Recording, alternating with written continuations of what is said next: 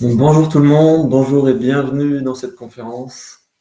Est-ce que vous m'entendez bien? Est-ce que vous me voyez? Est-ce que vous pouvez me dire un petit oui dans le chat pour que je puisse savoir comment ça se passe de votre côté? Oui, Sarah, merci beaucoup pour votre réponse. Très bien. Alors, je vous invite à ouvrir vos caméras si vous avez envie. C'est plus sympa si on se voit. En tout cas, moi, ça me fait plaisir de voir à qui je m'adresse. Et puis, d'être attentif à bien fermer vos micros pour qu'il n'y ait pas de bruit parasite. Et puis, quand vous aurez envie de prendre la parole, que je vous la donnerai, vous pourrez à ce moment-là ouvrir votre micro avec grand plaisir de partager vos expériences, ce qui se passe pour vous et de vous apporter des solutions, puisque c'est vraiment le but aujourd'hui. Alors, bienvenue dans cette conférence qui s'intitule « Associés en tension, soigner la relation pour relancer l'ambition ».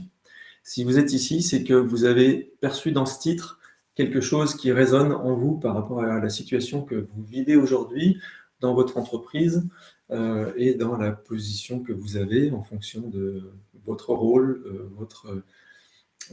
du fait que vous soyez gérant, associé ou salarié, mais en direction, ou simplement manager quelque part, mais confronté à des questions qui sont liées au fait d'être associé, au fait d'engager les gens et au fait d'avoir besoin de éventuellement relancer l'ambition ou de soigner des relations qui sont un peu dégradées. Donc, merci de votre présence et de l'intérêt que vous avez pour cette conférence.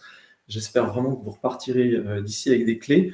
C'est une conférence qui se veut interactive, donc n'hésitez pas à prendre la parole si vous avez des questions, à écrire dans le chat quand je vous le proposerai, pour qu'on puisse vraiment nourrir cette conférence avec du vivant, avec quelque chose qui est présent pour vous, pas juste avec la théorie que je peux vous apporter.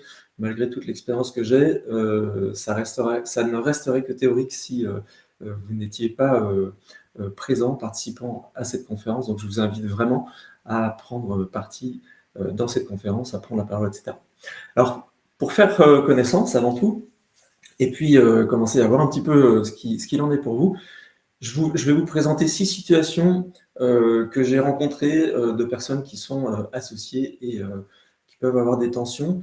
Les conséquences que ça peut avoir, c'est de la perte de sens et de la perte de motivation des associés et par voie de conséquence des salariés. Ça, c'est la première chose que j'ai rencontrée. Le deuxième point, c'est un stress important, alors gradué selon les personnes et selon leur capacité de résistance au stress, à leur habitude, etc. Mais un stress important. Le troisième point, c'est un sentiment de ne pas être entendu ou de ne pas être compris, éventuellement, hein, quand il y a des tensions, c'est souvent le cas. Le quatrième point, c'est des tensions interpersonnelles avec pour origine des raisons qui sont économiques ou organisationnelles, mais qui pour moi ne sont qu'un prétexte en fait finalement aux tensions que ça génère, parce que vous allez le voir, si on travaille sur les points que je vais vous évoquer aujourd'hui, normalement ces tensions-là, elles n'ont pas lieu d'être, même quand il y a des périodes difficiles. Le cinquième point, c'est des tensions entre les associés et le ou la gérante. Les associés d'un côté, le ou la gérante, si tout le monde n'est pas co-gérant. Et puis, souvent, l'envie de claquer la porte et de faire autre chose que cette aventure entrepreneuriale, mais avec un sentiment d'être coincé par le fait d'être copropriétaire de l'entreprise et du coup de ne pas pouvoir partir si facilement, et en même temps d'avoir un sentiment de gâchis si on devait partir maintenant. Alors, par rapport à ces 6 situations que je viens de vous présenter, est-ce que vous pouvez me dire dans laquelle vous vous reconnaissez, s'il y en a une en particulier dans laquelle vous vous reconnaissez, et si ce n'est pas le cas, me dire un petit peu quelle est votre situation, ce que vous vivez vous aujourd'hui en tant qu'associé, en tant que gérant, en tant que manager, en tant que membre d'un comité de pilotage ou comité de direction, ou, voilà, à la place que vous avez aujourd'hui. Qu'est-ce que vous vivez qui pourrait être source de tension ou qui est source de tension au sein des personnes avec qui vous travaillez? Mettez-moi dans le chat pour que je puisse comprendre un peu mieux vos situations.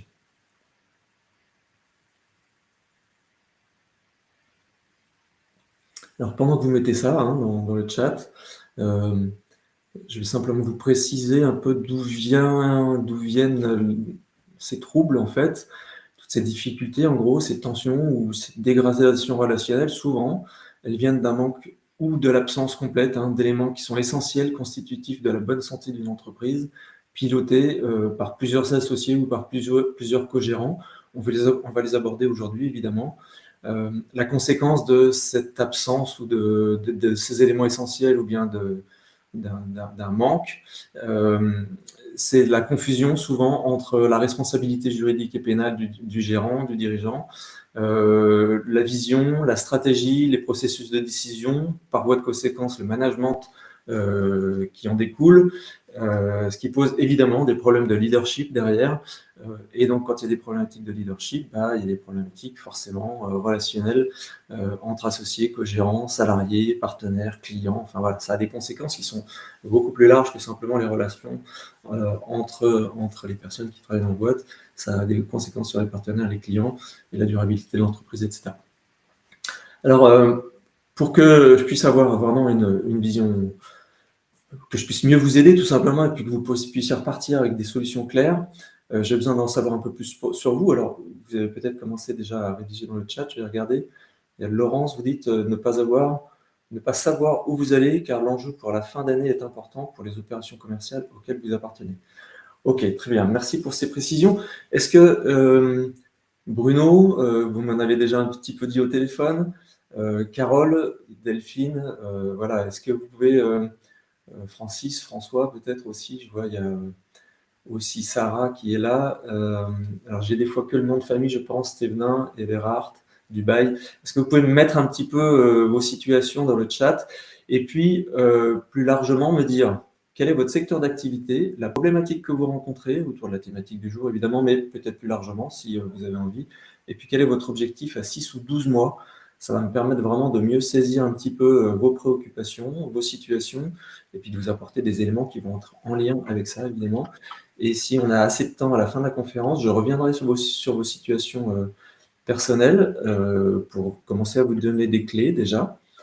Donc merci pour vos participations. Carole, vous dites ne pas être écoutée et avoir des divergences dans des décisions stratégiques. Ok, très bien. Vous voyez, ça c'est les conséquences des éléments qui sont vraiment essentiels ou constitutifs d'une bonne santé d'entreprise en tout cas. Effectivement, il y a ces divergences dans des décisions stratégiques, parce que le cap n'est pas forcément clair. Derrière, on y reviendra. Merci beaucoup, Carole.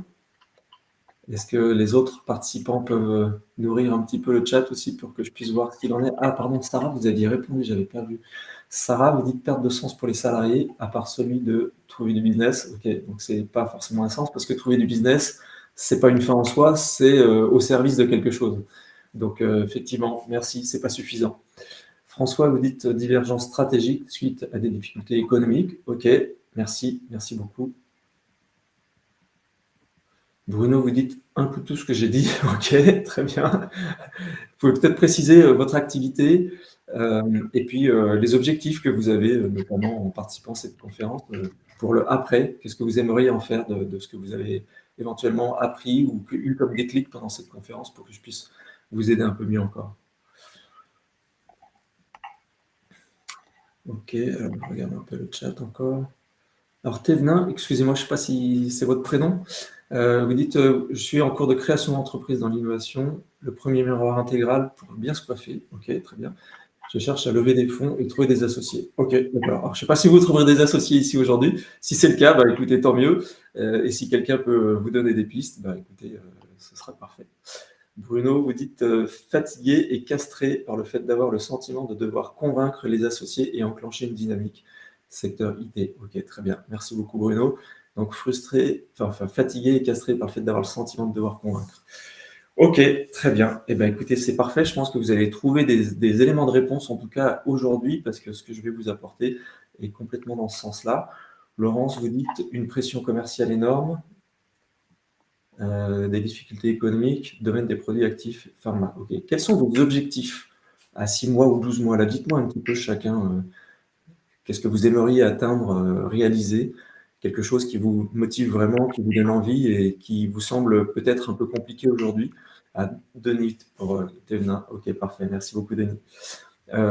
Voilà, me dire un petit peu, dans 6 mois, dans 1 an, vous aimeriez avoir atteint tel objectif et vous seriez vraiment fier d'y être arrivé parce qu'aujourd'hui, ça vous paraît compliqué de le faire.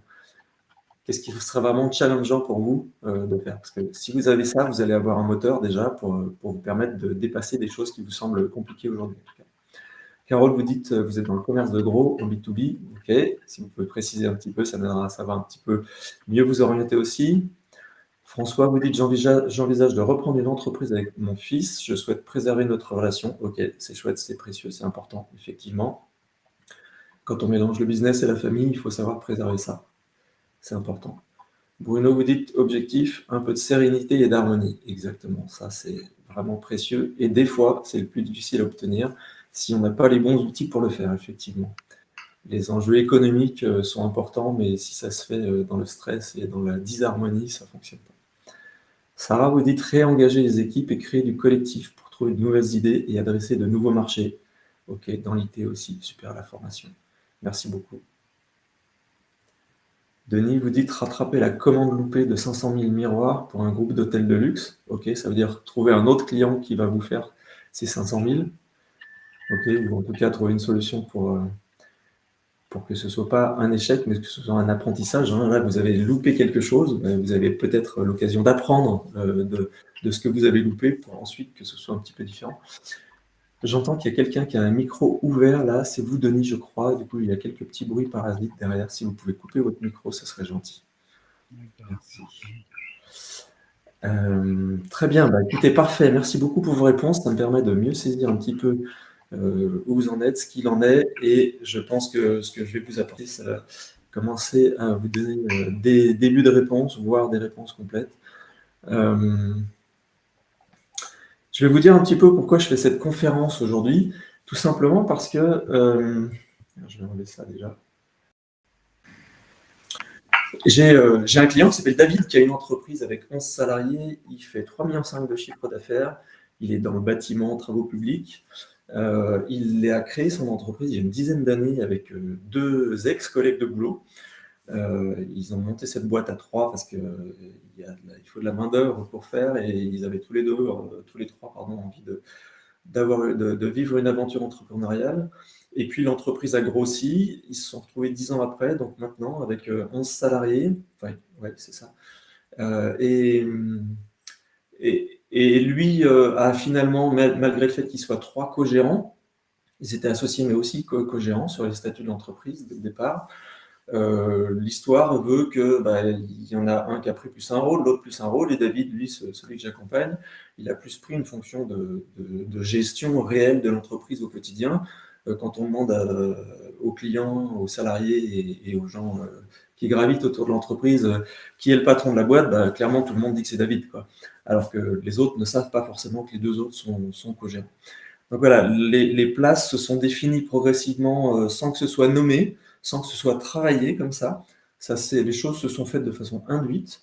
Et quand il est venu me voir, David, il avait une problématique, c'est que clairement, il avait besoin de trouver une place qui soit plus légitime, parce que cette place-là, finalement, il ne se sentait pas tellement légitime à cette place-là, parce que ça n'avait pas été travaillé. Les autres n'avaient jamais dit « Ok, on reconnaît que c'est toi le patron », même si au quotidien, c'est ce qui se passe.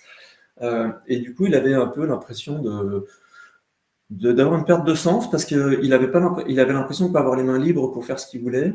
Clairement, pour pouvoir exprimer tous ses talents et développer la boîte correctement, il avait besoin de recruter une assistante qu'il n'osait pas recruter parce qu'il avait eu des bribes d'échanges furtifs ou de remarques de ses collègues co-gérants de dire ouais, il n'y a pas besoin, de toute façon, l'administratif, c'est pas indispensable qu'on fasse ça.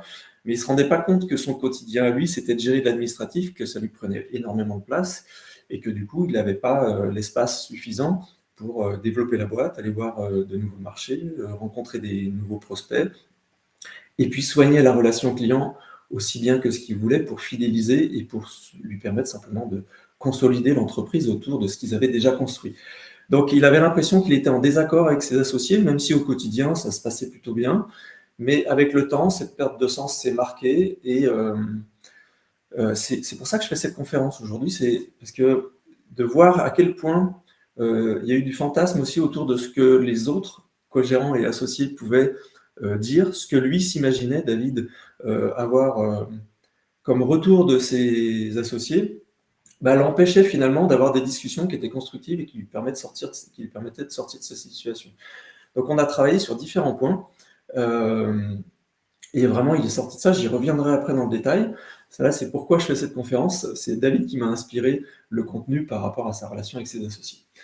sachant que vous allez voir, j'ai une expérience avec des associés qui est assez importante quand je vous préciserai un petit peu mon parcours. Et puis le deuxième point, c'est d'avoir du plaisir à évoluer, à voir évoluer des personnes et les entreprises que j'accompagne, et puis obtenir des résultats finalement qu'elles n'imaginaient pas se réaliser un jour, ou retrouver de l'envie, de la détermination et puis du sens au quotidien, parce que souvent c'est ce qu'on perd. Vous l'avez déjà dit en partie ici. Donc merci beaucoup en tout cas pour vos retours. Je vois que Carole, vous avez dit votre objectif, c'est de prendre des parts dans votre société. 2 ans que vous en parlez, ok. Mais il y a eu une approche par une autre entreprise qui est intéressée par une reprise à 100%, du coup plus de cession de parts pour vous, mais peut-être un poste de directeur, de l'incertitude, ok. Donc un peu de flou qui se fait ici. Très bien, super, merci beaucoup pour ces précisions. Alors, je vais vous présenter rapidement mon parcours pour que vous compreniez pourquoi je suis là, ce que je fais et comment je le fais. J'ai été... alors, oui, là, je le passe, ça, pardon. J'ai fait croître une coopérative qui s'appelle Cabestan. C'est une coopérative d'entrepreneurs. Quand on a démarré, quand je suis arrivé, moi, l'entreprise avait 3 ans déjà. Elle avait été créée par 2 co-gérantes. Et puis, il y en a une des 2 qui a eu un souci de santé, donc elle a dû lâcher ses fonctions. C'est à ce moment-là que je suis arrivé.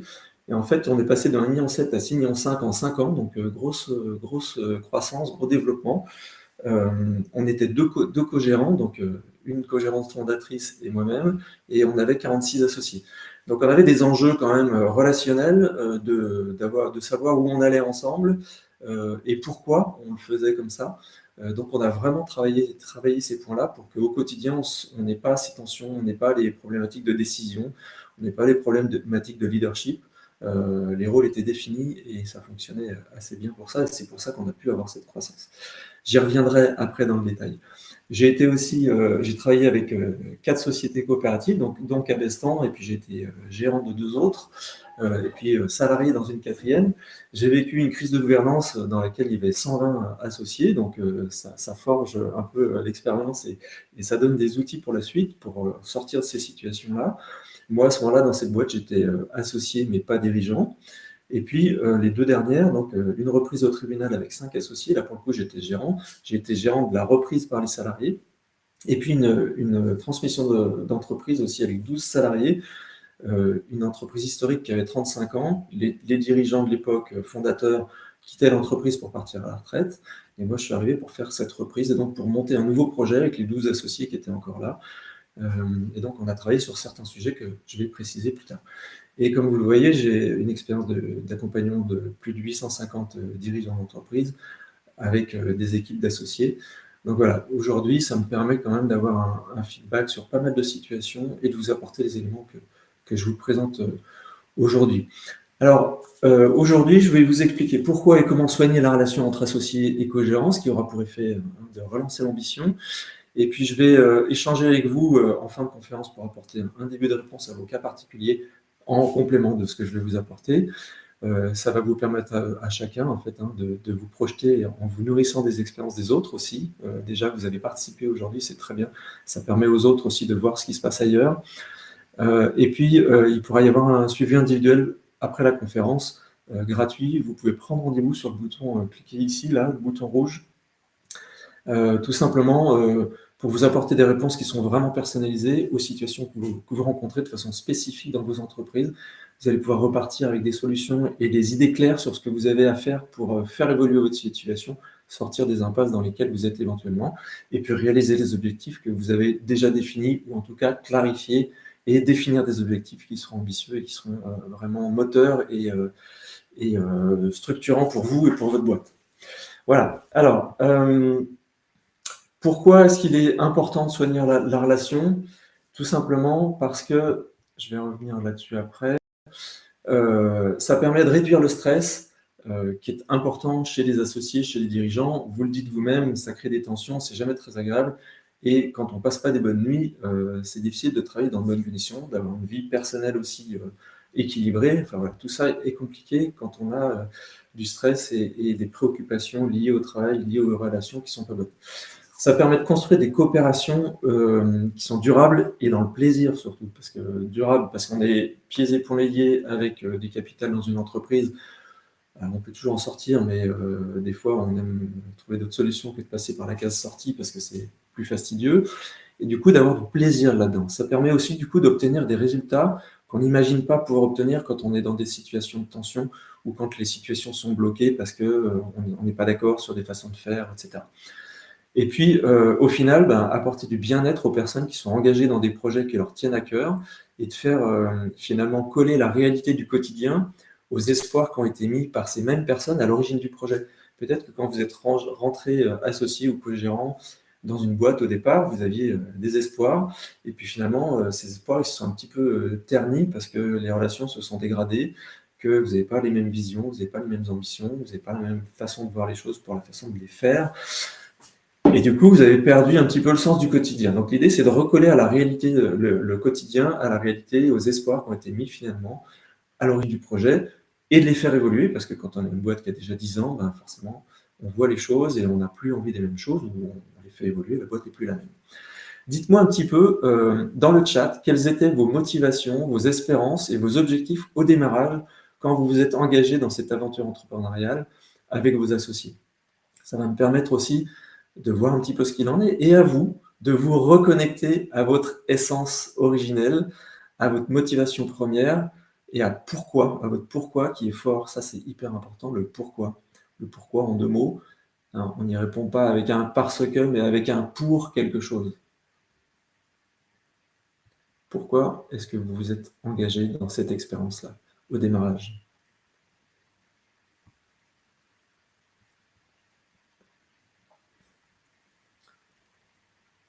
Alors Delphine, vous devez quitter la conférence, très bien, pas de souci. Prenez contact, prenez rendez-vous, on pourra en parler en direct et je pourrai vous apporter des éléments que vous n'aurez peut-être pas eu aujourd'hui. Je vous souhaite une bonne journée. Au revoir Delphine. Alors Bruno, vous dites que les associés sont arrivés après la création. Ok, il s'agit, c'est pour moi de fidéliser d'une part et d'avoir de l'aide d'autre part pour répartir la charge de travail. Ok. Et au final, j'ai cru comprendre que le résultat n'est pas tout à fait celui que vous visiez, aujourd'hui en tout cas. On rentrera un peu plus dans le détail après, si vous voulez, pas de souci. Ok, merci en tout cas pour votre réponse. Sarah, vous dites je suis salarié, donc c'est un peu différent, mais au démarrage, l'idée était d'être au service du public dans le monde de la formation et de l'éducation et de pouvoir proposer de nouveaux outils performants pour faciliter la vie des utilisateurs. Ok, très bien. Donc là, il y a une raison d'être qui est assez claire, c'est bien. La question, c'est est-ce qu'elle est partagée entre tous? Ok, vous dites, alors, elle est rare. Sur invitation en équipe, on est plus fort. Je ne suis pas sûr de bien comprendre.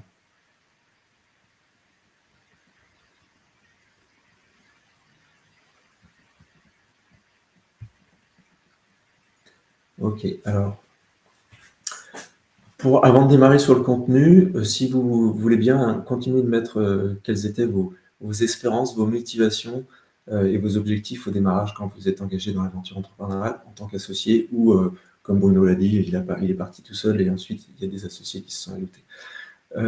En attendant, je vous donne quelques chiffres qui montrent vraiment l'intérêt d'investir dans la qualité des relations au sein d'une entreprise, que ce soit entre associés, avec des collaborateurs, les clients ou bien les partenaires.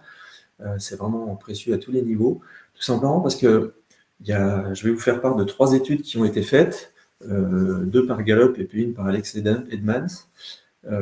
Plus 21% de rentabilité, un chiffre qui est souvent cité, ou bien de gains similaires sur des indicateurs clés pour des équipes qui sont très engagées. En fait, quand on a vraiment des équipes qui sont investies, engagées et fidèles, on a une rentabilité qui est bien meilleure. Ensuite, c'est aussi entre 2 et 4% de rendement actionnarial annuel pour les entreprises qui figurent dans les palmarès de satisfaction des employés. Ça, c'est Edmans qui a sorti cette étude-là. Donc, vous voyez que il y a des incidences qui ne sont pas seulement le bien-être des personnes, qui sont celles que j'ai nommées déjà en amont, mais on a aussi des incidences qui sont économiques importantes, simplement en rendement actionnarial. Alors moi, je n'aime pas trop aller dans l'objectif premier de donner du rendement aux actionnaires ou aux propriétaires. Par contre, j'aime bien dire que la performance économique d'une entreprise, c'est la conséquence du bien-être et de l'engagement des personnes dans une entreprise. En revanche, si on en fait un objectif premier, souvent on oublie le bien-être des personnes et du coup on n'arrive pas à atteindre cet objectif et on met la pression économique et donc on dégrade les relations. Vous voyez, c'est l'inverse qui se produit. Et puis le troisième point, la troisième étude, c'est une réduction substantielle vraiment du turnover et de l'absentéisme dans des unités qui sont engagées, et donc 18 à 51%, évidemment, en fonction des situations et des contextes, de turnover en moins. C'est quand même énorme. J'ai entendu parler tout à l'heure par l'un d'entre vous de turnover qu'il y avait dans l'entreprise. Et donc, quand on a des personnes qui savent où elles vont, qui ont une forte motivation, qui ont des bonnes relations, eh bien, on a de l'engagement, on a de l'investissement et donc beaucoup moins de turnover. Carole, vous dites, votre motivation initiale, c'était développer le business et mettre en place mes idées stratégiques et ma façon de penser. Ok, très bien. On y reviendra pour avoir un peu plus de précision, parce que ça, c'est très, très générique, mais merci pour votre réponse. En tout cas, développer le business, d'accord, et mettre en place vos idées stratégiques et votre façon de penser. Très bien. Donc, en fait, c'est pour avoir de la liberté, j'entends aussi au travers de ça. Peut-être. Denis, vous dites, j'avais créé et breveté ce miroir intégral, ok. Ce qui m'a poussé à lancer le projet à l'international. Ok, très bien. Super, merci beaucoup pour vos réponses. Voilà, alors maintenant on va passer sur le contenu. Comment soigner la relation? Pour moi, il y a 4 points essentiels. Là, je peux aller un peu trop vite. Avoir une vision ambitieuse et un pourquoi inspirant. On en a parlé du pourquoi en 2 mots ou en 1 mot, mais avec une réponse en pour quelque chose. Avoir de la clarté dans les valeurs partagées et avoir des processus de décision qui sont clairs, et puis sortir du fantasme, oser sortir du fantasme. Je vais vous dire quel fantasme en fait, celui qu'on se fait autour de la relation, évidemment. Comment soigner la relation? C'est simplement, et je vais commencer par ça, en fait, c'est sortir du fantasme, c'est la première chose importante, c'est-à-dire dépasser les peurs qu'on peut avoir au sujet de ce qu'on croit, de ce que les personnes vont nous répondre si on les lance sur un sujet, parce que peut-être on a déjà une expérience de ça, peut-être on a des biais de confirmation au travers de différents sujets qu'on a traités qui laissent penser que, et le cerveau fait des raccourcis pour simplement traiter de l'information rapidement, donc il croit un certain nombre de choses qu'il a fabriquées lui-même. Et puis, c'est oser parler des sujets qui sont délicats, tout simplement, parce que si on n'en parle pas, on reste chacun dans nos croyances, persuadé de ce que l'autre pense, sans l'avoir forcément formalisé. Et donc ça permet de sortir du fantasme, tout simplement. Je dis souvent à mes clients, ne crois pas tout ce que tu penses. Parce que comme je viens de vous le dire, vous créez des pensées, vous imaginez ce que l'autre va répondre, ce que l'autre pense, vous êtes convaincu de croire ça parce que vous avez peut-être eu des confirmations à différents moments. Mais tant que vous n'avez pas parlé du sujet de façon construite et désémotionnée, si j'ose dire, eh bien, vous allez rester dans vos convictions et dans vos fantasmes et vous ne dépasserez donc pas ces blocages qui empêchent votre entreprise de fonctionner correctement et donc la relation de fonctionner correctement. Les résultats, en fait, quand on ne dépasse pas ses peurs, c'est ça, si on ne dépasse pas les problématiques, on reste dedans, si on n'a pas le courage de franchir le pas, alors qu'en fait, si on dépasse ça, qu'on ose aller, même si on est maladroit, parce que la maladresse, ça existe et ça fait partie de la communication. Quelqu'un qui aurait une communication parfaite tout le temps, je n'ai pas rencontré encore, même les gens qui sont très attentifs à ça. En revanche, d'avoir le courage de dépasser ça, de le poser de façon simple aussi, sans prétention, sans penser tout savoir et avoir la réponse à tout, mais dans l'ouverture, eh bien, ça permet justement de débloquer pas mal de situations. Et je vous parlais tout à l'heure de David qui m'a inspiré cette conférence. Quand je lui ai suggéré et qu'on est arrivé finalement à la solution de « Ah ben en fait, il faut que je parle avec mes associés et de façon tranquille », son retour, ça a été « Ah ben finalement, ça a été beaucoup plus facile que ce que je croyais ». Donc vous voyez, c'est là que je lui ai dit « Ne crois pas tout ce que tu penses », parce que lui, il s'était imaginé que déjà les réponses, que ça allait bloquer notamment sur un de ses 2 associés, 2 autres, puisqu'ils sont 3, et que ça n'allait pas fonctionner. Et au final, 15 jours après, ils avaient trouvé leur assistante de direction et lui pouvait se consacrer directement à autre chose. Ça a débloqué complètement la situation, le fait d'aller parler avec ses associés. Et ça, c'était que le départ. Je vous raconterai un peu la suite après. Donc ça, c'est le premier point. C'est dépasser les peurs et oser parler des sujets qui sont délicats pour sortir du fantasme, tout simplement. Est-ce que vous comprenez ce que je vous raconte? Est-ce que vous percevez qu'il y a quelque chose de cet ordre-là dans ce que vous vivez aujourd'hui? Si quelqu'un a envie d'ouvrir son micro et de partager quelque chose autour de ça, ce sera avec grand plaisir parce que je vais peut-être pouvoir vous apporter des éléments complémentaires. Est-ce que quelqu'un a envie d'ouvrir le micro? Allez, osez. Pour oser parler des sujets délicats, il faut oser prendre la parole aussi des fois, sans vous exposer à des choses qui seraient confidentielles ou délicates pour vous. En tout cas, vous êtes ici globalement tous en recherche de solutions. Et quand on partage des solutions avec les autres, bah, finalement, ça libère la parole, ça facilite les choses et ça rend moins difficile là où ça paraît parfois compliqué. Donc, surtout, osez ouvrir vos micros, prendre la parole. Ça sera utile pour vous déjà. Je pourrais vous aider et ça sera utile pour les autres qui sont présents ici. Quelqu'un? Personne? S'il n'y a personne, je passe au sujet suivant, mais je reviendrai vous chercher sur un autre sujet, soyez-en sûrs. Ok, alors le point d'après qui est hyper important, c'est de partager une vision d'avenir claire et un pourquoi fort. On a déjà un peu parlé tout à l'heure. Si vous avez une vision qui est claire, qui est définie collectivement et qui est partagée, donc, de fait, hein, parce que si elle est définie collectivement, mais j'ai aussi accompagné un couple, un couple dans la vie, mais qui est aussi associé dans le business. Le fait d'avoir une vision claire leur a permis de la partager avec leurs salariés et puis ensuite de la transformer et de l'améliorer.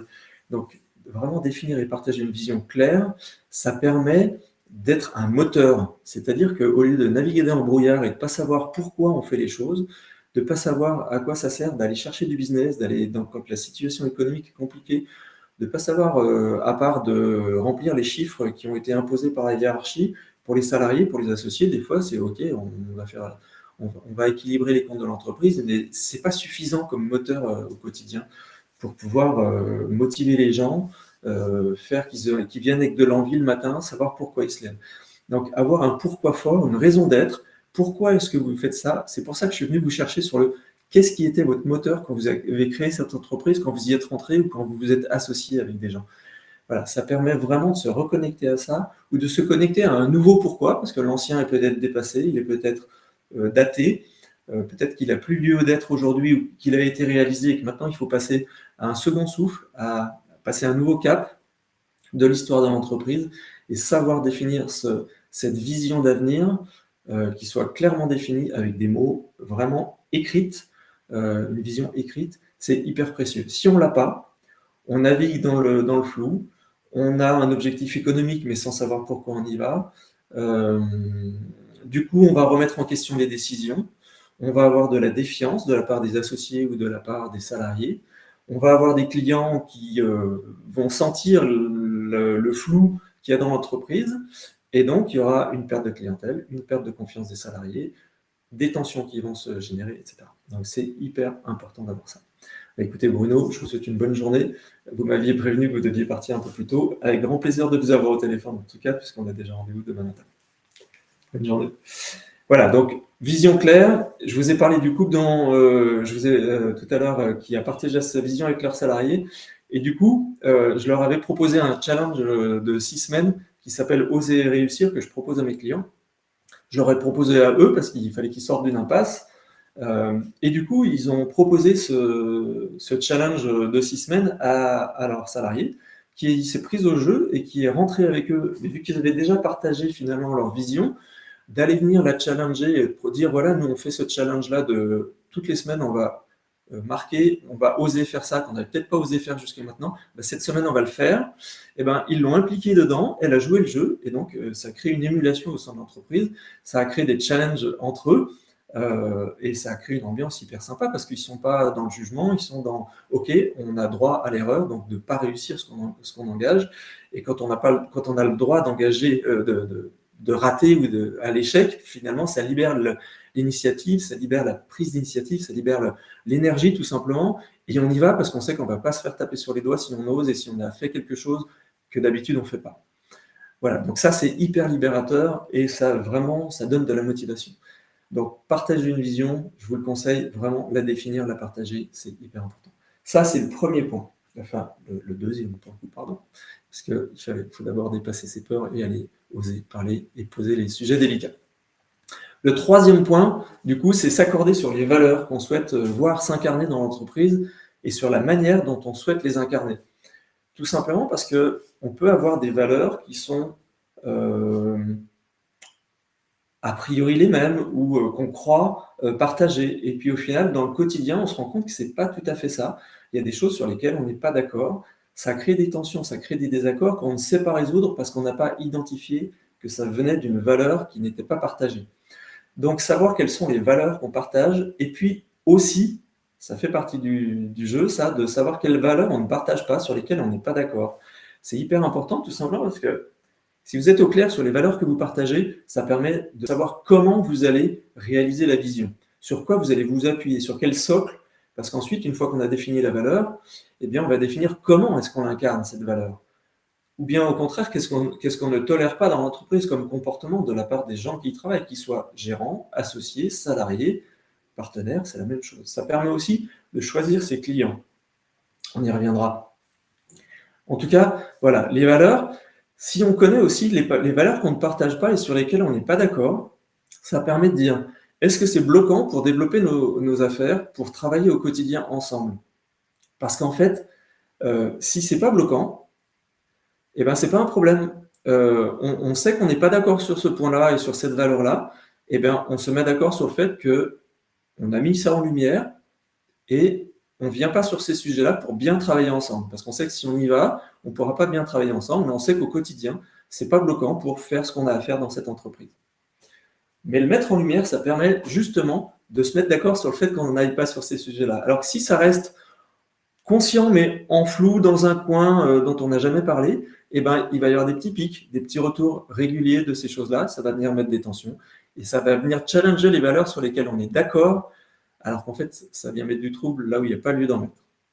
Donc, définir et s'accorder sur les valeurs qu'on souhaite voir s'incarner dans l'entreprise, c'est hyper précieux pour pouvoir rétablir ou en tout cas développer des relations qui sont constructives et qui permettent de faire bien fonctionner une entreprise.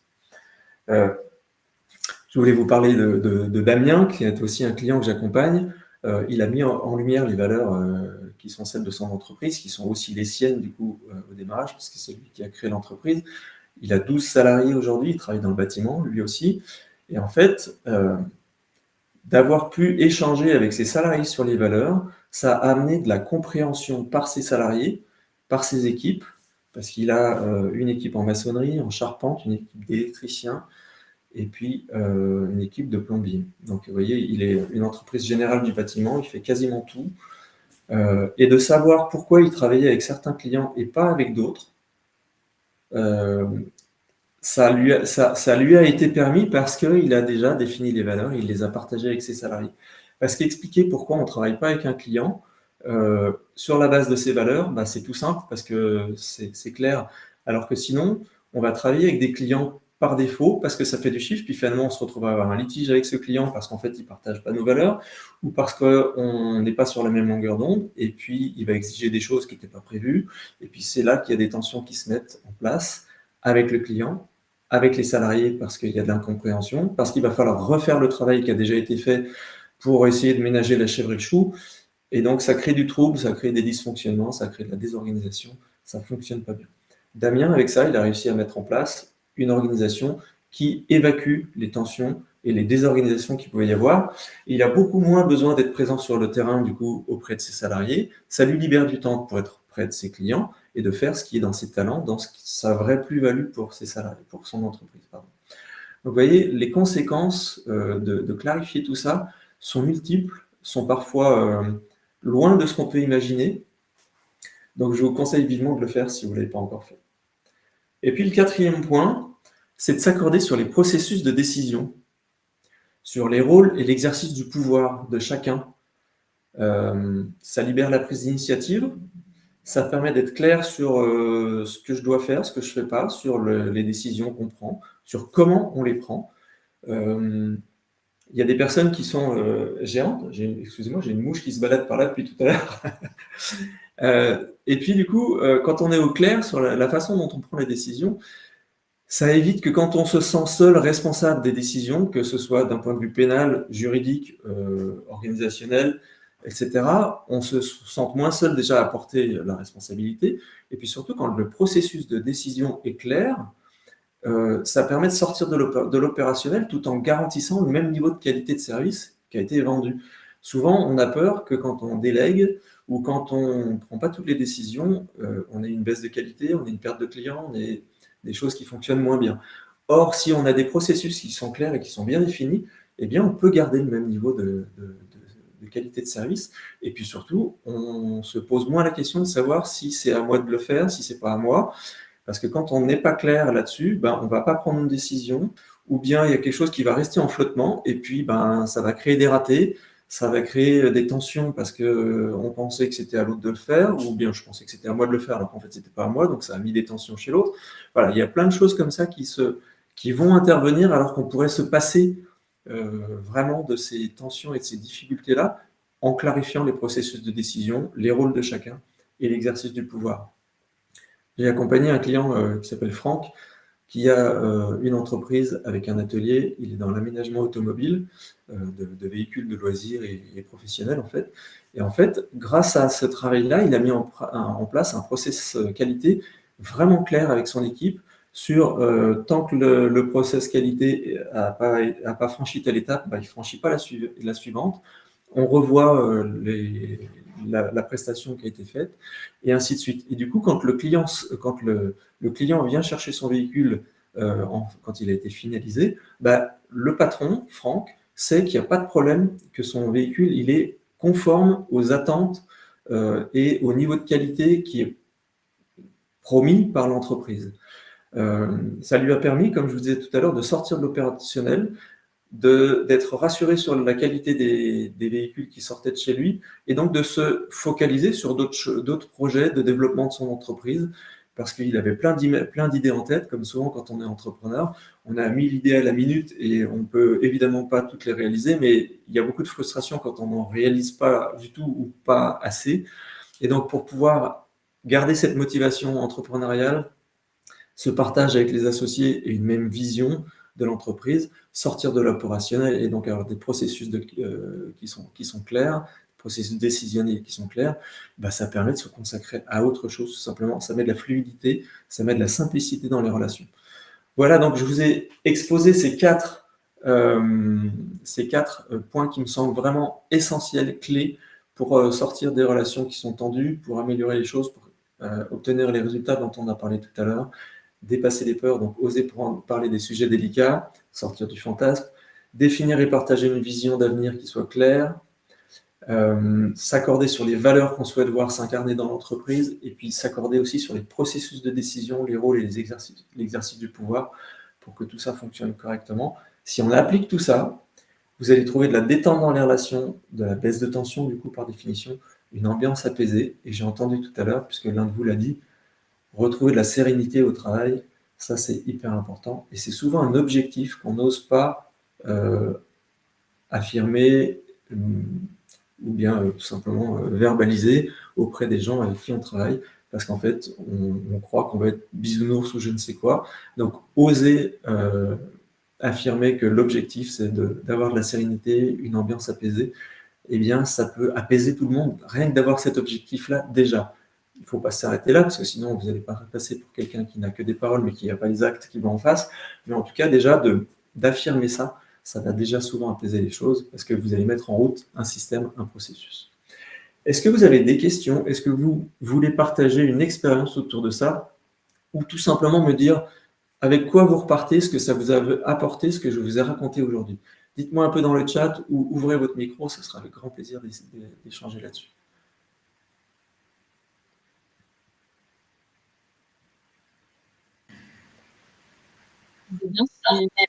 Pardon, excusez-moi, Sarah, je vois que vous avez pris le micro, très bien. Je vous lis juste le message de Bruno qu'il a laissé tout à l'heure, que je n'avais pas vu pendant que je parlais. Il dit: le problème arrive justement quand on n'arrive plus à avoir soi-même de vision claire sur les événements, les intuitions, les envies, la stratégie, et que justement les associés ne nous aident pas à clarifier, car ils se mettent à avoir des visions qui divergent. Et bien voilà, exactement. Donc, avoir une vision claire soi-même, c'est important, et ensuite partager ça avec ses associés ou le construire ensemble. Et c'est pas grave de ne pas savoir où on va, de ne pas avoir une vision claire. En revanche, de mettre les mots et de savoir d'avoir conscience qu'on n'a pas une vision claire, c'est le premier pas vers le fait d'aller la définir et de trouver des outils pour le faire. Moi, j'accompagne mes clients à le faire, justement, à définir cette vision qui est claire. Je les emmène en pleine nature pour le faire. On va se déconnecter de l'entreprise déjà et on va se reconnecter à soi, à la nature, pour justement écrire cette vision. C'est hyper puissant. Tout le monde repart avec une vision très très claire et du coup des actions qui vont avec, qui sont très claires derrière, autant avec les associés qu'avec ce qui va être fait dans l'entreprise. Pardon Sarah pour cette petite parenthèse, mais c'est vraiment précieux. Je vous écoute, Sarah. C'est la partie sur les valeurs qui m'a le plus interpellée parce que j'avais peut-être une fausse croyance sur le fait que si on ne partage pas les valeurs, c'est quasi impossible presque de travailler ensemble. Et donc, d'identifier en fait les valeurs qui sont bloquantes ou pas et de le faire collectivement, ça me semble être un challenge intéressant à discuter. Absolument. À une échelle un peu grande et tout. Et puis essayer de remettre ça même dans le monde de l'entreprise. Je trouve que c'est bien d'avoir cette conversation-là. Ok, super. Merci beaucoup. Du coup, c'est quoi le prochain pas pour vous sur le sujet? Et ben en fait, ça me donne envie de proposer comme projet de réfléchir justement à la vision collective et aux valeurs à une échelle un peu plus grande que ma seule équipe pour essayer de remettre un peu de dynamisme et de participation collective à l'ambition générale. Ok, génial, super. Bah, écoutez, merci beaucoup pour ce témoignage et ce retour. On a rendez-vous de toute façon, donc on se parlera, puis je vous aiderai un petit peu, je vous donnerai des clés pour avancer dans ce sens-là avec grand plaisir en tout cas. Merci beaucoup, Sarah. Merci. Est-ce que quelqu'un d'autre veut prendre la parole, poser sa situation et voir comment, avec ces 4 outils-là, ou avec d'autres choses, parce que là, vous savez quoi faire, mais comment le faire, c'est pas toujours évident. Donc, si vous voulez que je vous donne une ou deux clés pour avancer et faire le premier pas aussi autour de ça, ce sera avec grand plaisir. Et si vous souhaitez qu'on en parle peut-être en privé, parce que vous n'avez pas envie d'exposer vos situations ici, c'est avec grand plaisir. Vous cliquez sur le bouton Prendre rendez-vous, ou vous cliquez sur le lien qui est dans le chat aussi avec mon calendrier, comme ça vous avez la date et vous prenez le rendez-vous à la date qui vous convient, ce sera avec grand plaisir. Est-ce que quelqu'un veut prendre la parole? C'est tout bon pour vous? Denis, vous dites, je cherche surtout les bons conseils pour trouver les bons associés. Ok, ben là, vous avez les conseils pour trouver les bons associés. Je pense que vous avez déjà quelques clés. Avoir vous-même une vision claire de là où vous allez pour votre entreprise à 5 ou 10 ans. Ça va vous permettre de définir des objectifs en lien avec ça, à long terme, moyen terme et court terme. Et de ces objectifs-là, un plan d'action pour atteindre les objectifs. Du coup, après, ça permet de se focaliser sur ce qu'on a à faire au quotidien pour atteindre ces objectifs, plutôt que sur tout un tas de choses qui viennent parasiter. Ça, c'est la première chose, avoir une vision claire. Et puis, trouver les bons associés, ben, ça veut dire qu'il faut que vous soyez vous-même au clair sur les valeurs que vous voulez voir se développer dans votre entreprise. Parce qu'une fois que vous êtes au clair avec ça, vous allez pouvoir trouver des associés qui partagent ces valeurs. Donc, dans la sélection de vos associés, vous allez dire, ben voilà, mes valeurs, c'est ça, je souhaite que ça s'incarne comme ça. Alors, dans le processus, évidemment, on pourra en reparler de vive voix et en particulier, mais le processus pour définir les valeurs, il y a un processus à suivre pour ne pas faire ça n'importe comment.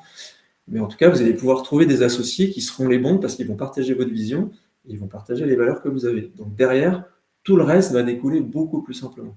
Parce que vous allez pouvoir définir des processus de décision, les rôles de chacun, comment s'exerce le pouvoir dans l'entreprise, pour donner de la liberté d'action aux personnes que vous allez rencontrer, vos associés et à vos éventuellement futurs salariés. Voilà, donc vous voyez, tout ça, c'est tout en cascade en fait. Super, merci beaucoup en tout cas, Denis. Vous dites qu'on manque de structure en France pour trouver les bons associés. Eh bien, écoutez, passez-moi un coup de fil, on travaillera ensemble si vous voulez, je vous expliquerai comment faire ça, et puis je peux vous accompagner pour le faire. Donc non, il y a plein de solutions, même en France. Avec grand plaisir en tout cas. Est-ce que quelqu'un d'autre veut prendre la parole ou partager son retour dans le chat?